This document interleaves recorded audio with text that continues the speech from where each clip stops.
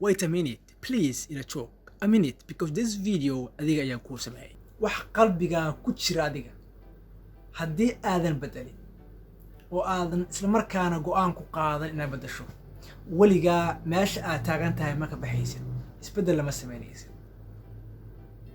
haddaba haddii aad wax doonayso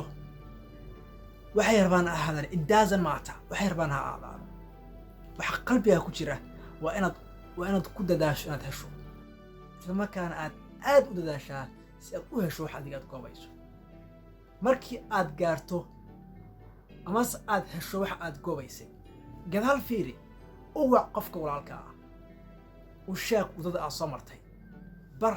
sida looga leexdo meelaha dhibaatada ah u sheeg sida loo gaaro guusha taa waxay leedahay laba faa'iido ta u horreeda waa adiga iyo faa'iido kuu tahay waayo waxaad caawisay qof walaalka ah oo ajir baa ka helaysaa labo qofkii aad u sheegtay dhibaato oo mar lahay oo aad u badan baad ka leexisay oo wadada oo mar lahay oo saxda ah ayaa u sheegtay xadiiska nabiga muxuu ahaa alayhi salaatu wasalaam naftaada waxaa la jeceshahay la jeclaaw nafta walaalka wala fiir Nelson Mandela Washington motivational speaker wuxuu leeyahay don't inspire to make a living inspire to make a difference fiiri ha u dadaalin inaad noloshaada kaliya bedasho